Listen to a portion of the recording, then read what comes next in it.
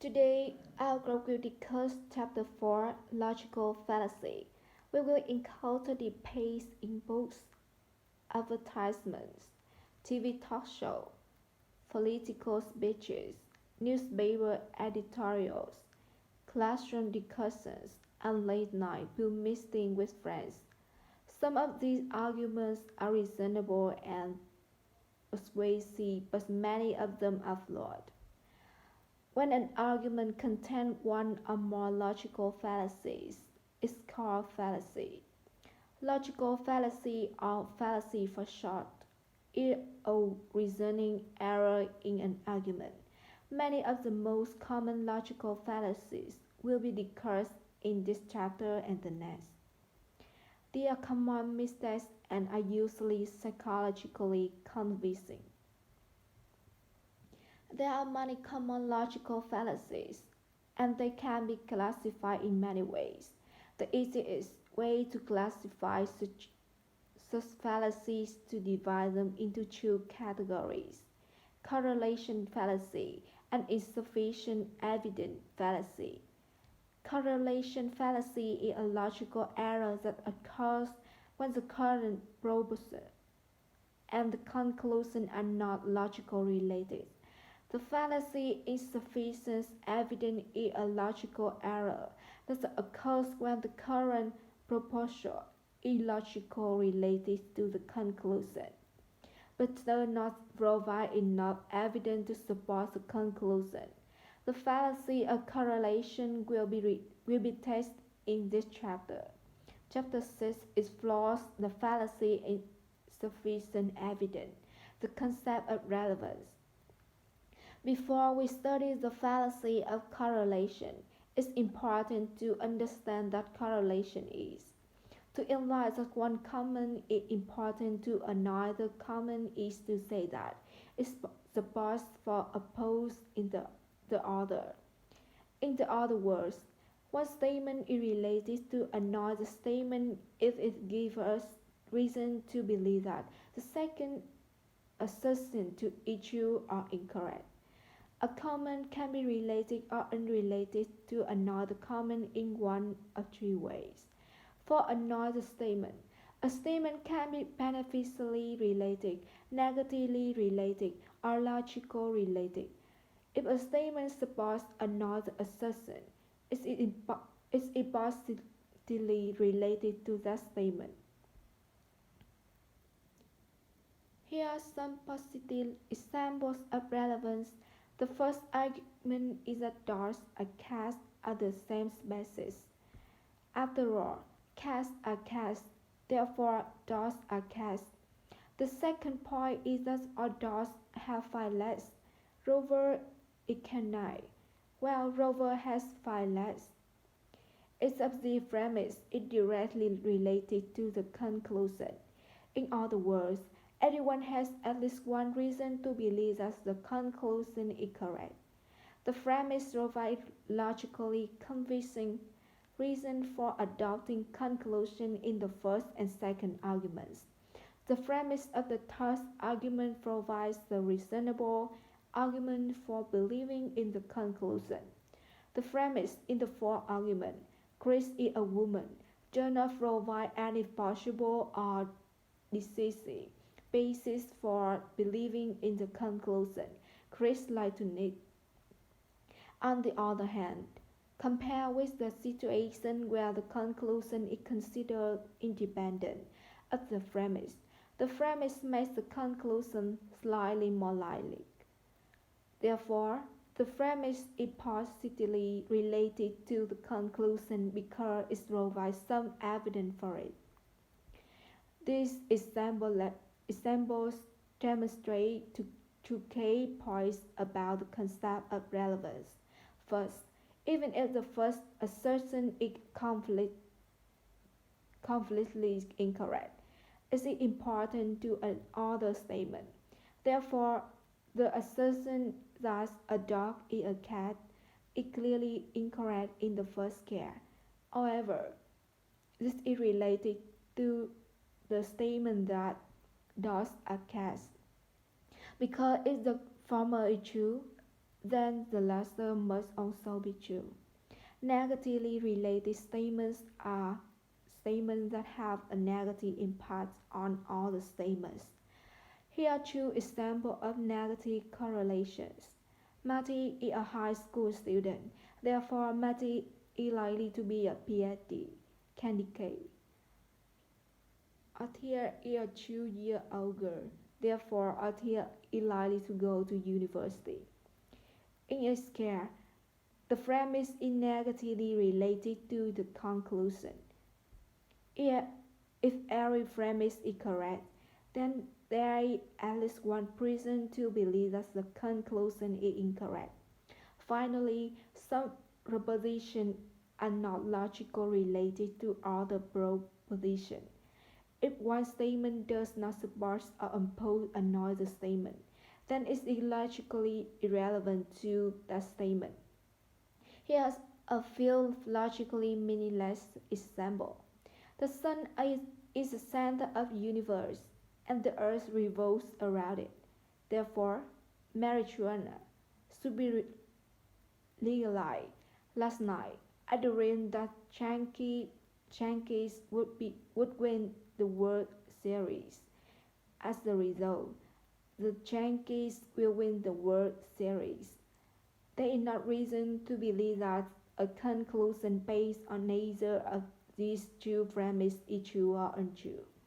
Therefore, they are not logically related to the conclusion.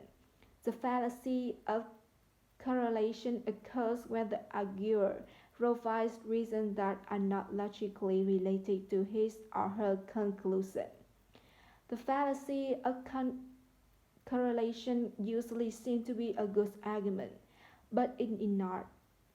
In this chapter, we will explore 11 related fallacies. Personal attack ad hominem. We commit the fallacies of personal attack when we reject someone's argument or claim by attacking the person rather than the person's arguments or claim. Here is an example.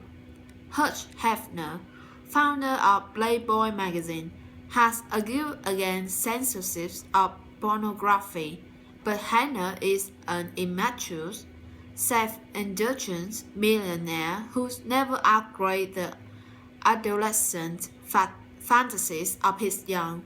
His argument, therefore, is worthless. Notice what is going on here.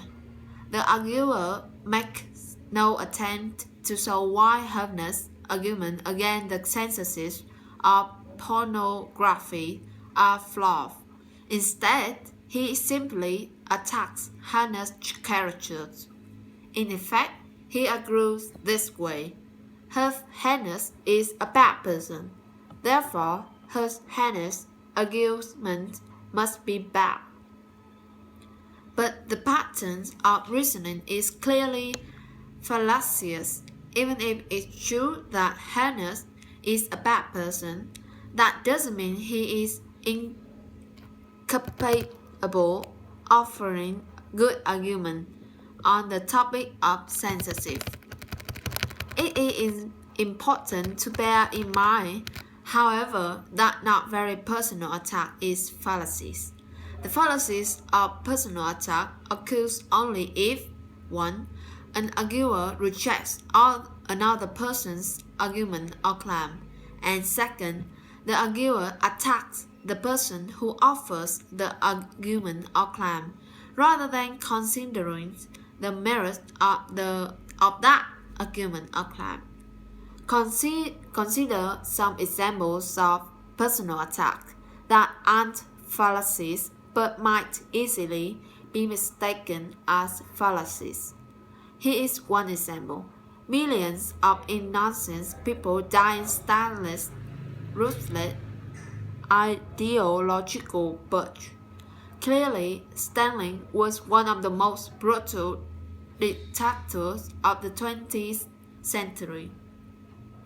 This personal attack is not a fallacy because no arguments offered by Stalin is rejected on irrelevant personal grounds. There is no fallacious claim that any particular argument of Stanley's must be bad, because Stanley himself was a bad person. The argument, in fact, is a good one. We will come to attacking the motive.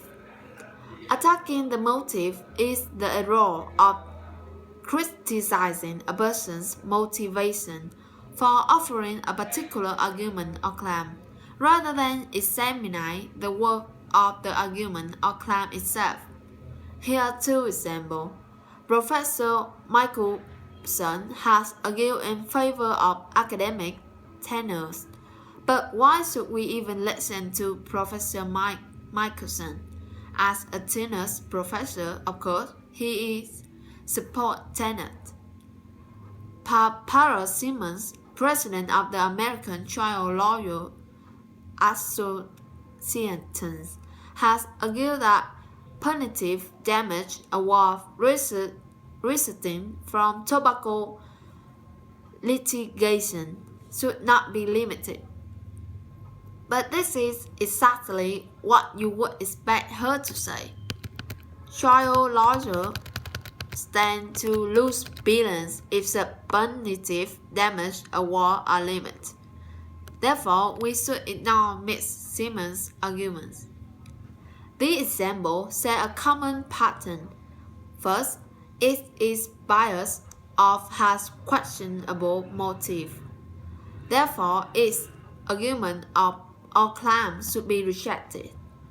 The pattern of reasoning is fallacious because people with bias or questionable motive do sometimes offer good arguments. You cannot simply assume that because a person has a vested interest in an issue, any position he or she takes on the issue must be fair or weakly supported. However, that not all attacks on argued motive are fallacious. Here are two examples. Burton Westless, a spokesperson for the American Tobacco Grower Association, has argued that there is no credible scientific evidence that cigarette smoking causes cancer. Given West's obvious bias in the matter, his arguments should be taken with a grain of salt. Cruz Castellano has testified that Mafia, a hitman Sam Milano, was at the opera at the time the mob informer Piero Rosselli was gunned down, but Castellano was paid $13,000 by the mob for his testimony. Therefore, Castellano's testimony should not be believed. Both of these arguments include attack on an angular motive. Neither, however, is fallacious. Both simply reflect the common sense assumption that arguments put forward by angles with obvious biases or motivations to lie need to be scrutinized with particular care. Thus, the facility of attacking the motive does not consist of simply criticizing another arguer's motives. Instead, it consists of criticizing an arguer's motive rather than offering a rational critical of the argument itself. The fallacy of looks who talking in committed when an arguer rejects another person's argument or claim because that person failed to practice what he preaches. Here are several examples. Daughter, you should quit smoking. Pattern. Look who talking. I'll quit when you do. Daughter, small talk. Parents, honey, I don't want you to skip school on senior skip day. You don't want to jeopardize your chance of being class valedictorian, do you? Daughter, but mom, you told me you skipped out on senior skip day. Why do you always get to have all the fun? The logical part of this argument is this. First, it's fair to follow his or her out advice. Two, therefore, its claim or argument should be rejected. But this reasoning is clearly fallacious. Arguments are good or bad not because of who offer them, but because of their own intrinsic strength or weakness. You cannot refute a person's argument simply by pointing out that her or she failed to practice what her or he preaches. It should be noted, however, that there is nothing fallacious as such in criticizing a person's hypercritical behavior. For example, Jim, our neighbor, just gave me a hand time again yesterday about washing our car during this drought emergency.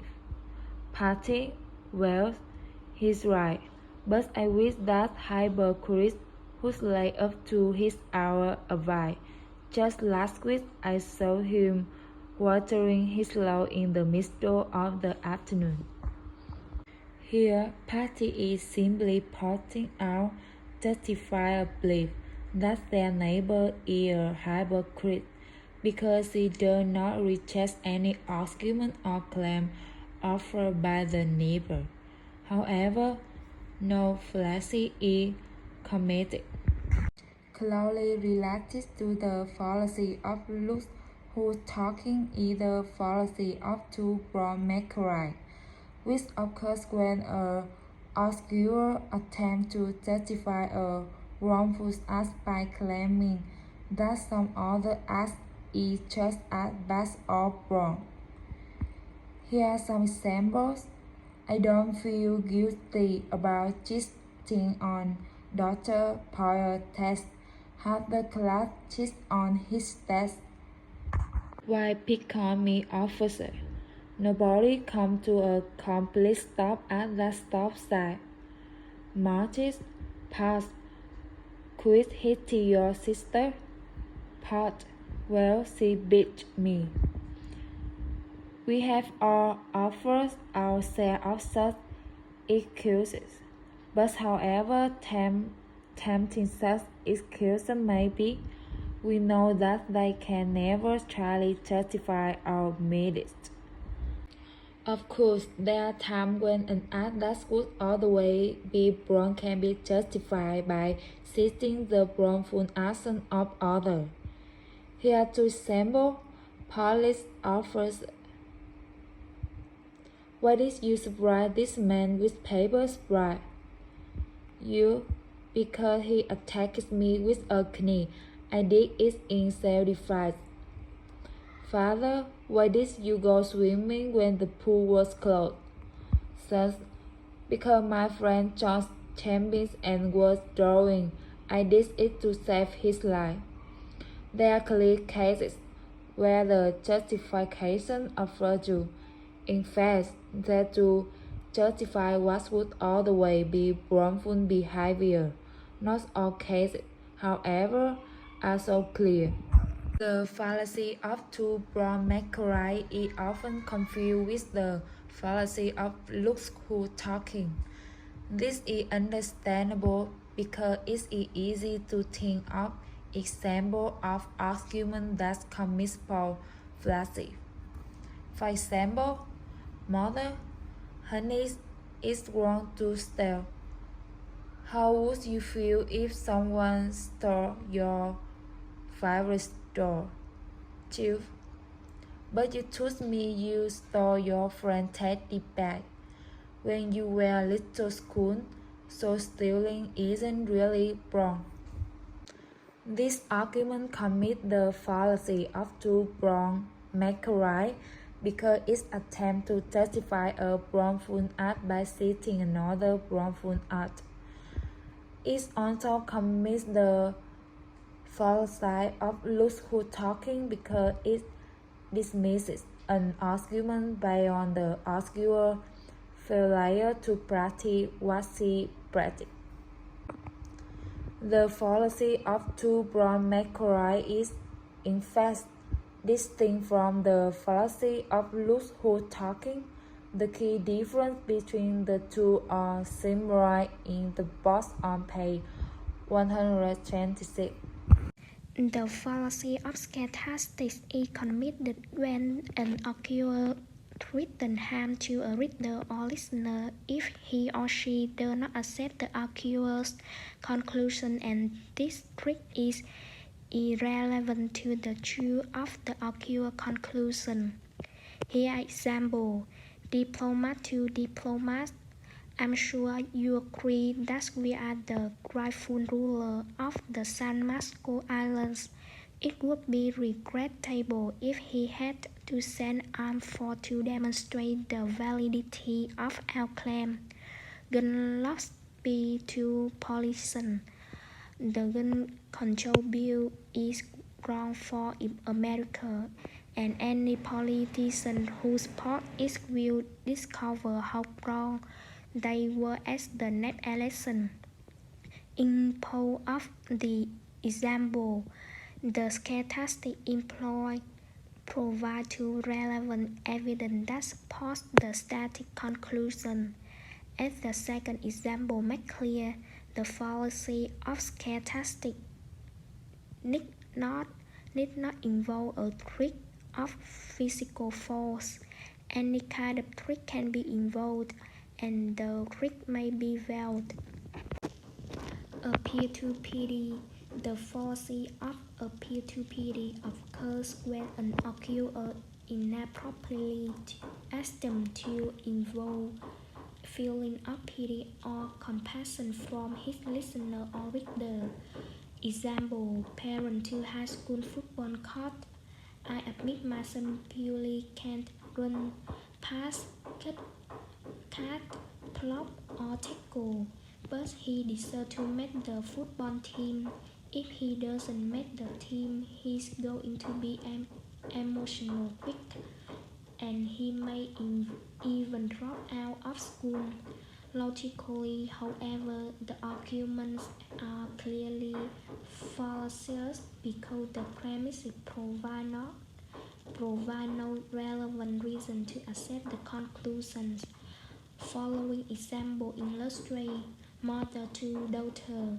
Nana was asking about the other days.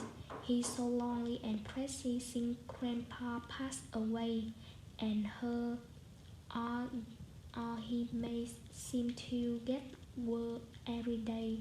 She done so much for you over the years. Don't you think you should pay her a visit? High school softball court. Girls District Championship is biggest game of your life. This is what been working for all year. Your parents have counting on you. Your school is counting on you, and your community is counting on you. Make them proud. Play like the champions you are. In the examples, the appeal to emotion appropriate and relevant to the arguer's legitimate purpose. When emotional appeal are used in this way, the appeal are fallacious. Bandwagon argument. A bandwagon argument is one that plays on a person deserves to be popular, accepted, or valued rather than appealing to a logically relevant reason or evidence. Here are three examples. On the really cool kids at its Jefferson High School small cigarette Therefore, you should too. I can't believe you are going to the library on a Friday night. You don't want people to think you are neat, do you? There must be something to astrology. Millions of Americans can be wrong. The basic pattern of the arguments is this: everybody or a select group of people believe or do it. Therefore, you should believe or do it too. The pattern is fallacious because the fact that a belief or practice is popular usually provides a little or no evidence that the belief is true or that the practice is good. The bandwagon appears are not fallacious because the premises are Storming. Storming fallacy is committed when an arguer distorts an opponent's argument or claim to make it easier to attack by misrepresenting, exaggerating, or even completely inventing someone else's argument. It's easier to present your argument as logical. Strawman fallacy are extremely common in British. For example, Senator Biddle has argued that we should outlaw violent pornography. Obviously, the senator favors complete governmental censorship of books, magazines, and films. This argument distorts the senator's view. He presented by wrong position of senator and then regular job instead of actual position of senator. The debater must take measure on the strawman. The logical pattern of strawman arguments is this. The first, its view is wrong or unjustified, but where its view has been unfairly characterized or misrepresented. The second, therefore, its view should be rejected. Red herring. The red herring fallacy is committed when an arguer tries to sidetrack his audience by raising an irrelevant issue and then claims that the original issue has effectively been settled by the irrelevant diversions. Here is an example. Many people criticize Thomas Jefferson for being an owner of slaves, but Jefferson was one of our greatest presidents, and his Declaration of Independence is one of the most eloquent pleas for freedom and democracy ever written. Fallacy by diverting the reader's attention from the original argument and then claiming that the original argument has been disproved by an unrelated diversion. The arguer commits red herring fallacy. Red herring fallacies are also extremely common in politics. How to distinguish the strawman fallacy from the red herring fallacy? The strawman fallacy always involves misrepresenting another person's argument or claim. The red herring fallacy often does not. The red herring fallacy always involves changing or invading the issue. The strawman fallacy often does not. Equivocation. The words often have more than one meaning. The fallacy of equivocation is committed when a keyword is used in two or more senses in the same argument, and the apparent subset of the argument depends on the shift in the meaning. Example: is it a gram to smoke grass? Kentucky bluegrass is grass. Therefore, it is a crime to smoke Kentucky bluegrass.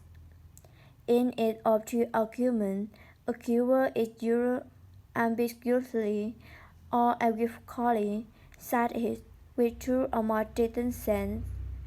In the first premise, it means marijuana. In the second, it means ordinary law grass. Any law can be repealed by the proper legal authority. The law of gravity is a law. Therefore, the law of gravity can be repealed by the proper legal authority. Fallacy of equivocation can be difficult to spot because they often appear valid, but they are. Pegging the question.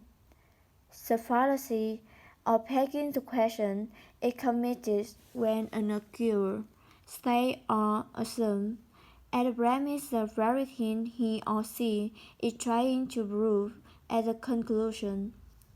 There are two common ways to commit this fallacy. The more obvious way is simply restate the conclusion in slightly different words. Example: bungee jumping is dangerous because it's unsafe. In the example, the premise basically repeats the conclusion, saying that bungee jumping is unsafe is another way of saying that it's dangerous. The second common form of pegging the question involves circular reasoning or arguing in a circle. This occurs when an arguer offers a chain of reasons for a conclusion, where the conclusion of the argument is that of assumed as one of the premises.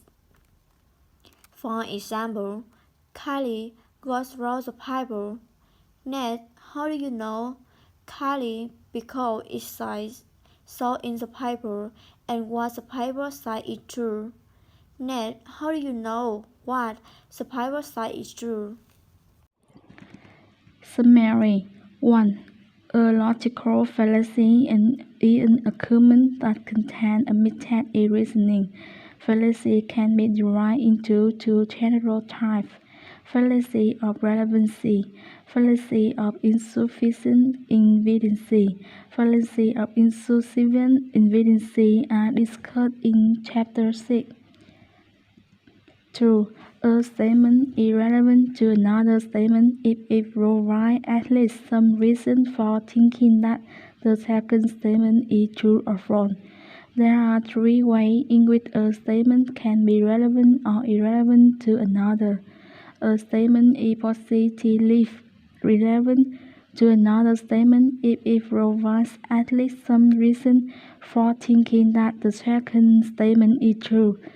A statement is negatively relevant to another statement if it provides at least some reason for thinking that the second statement is false.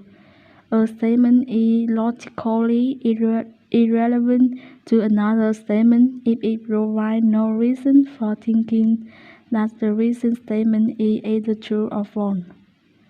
3. This chapter discusses 11 common fallacies of relevancy.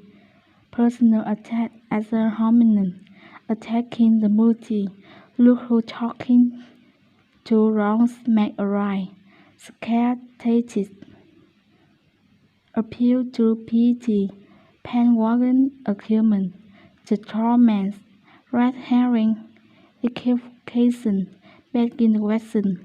We are the group 3. Thanks for listening.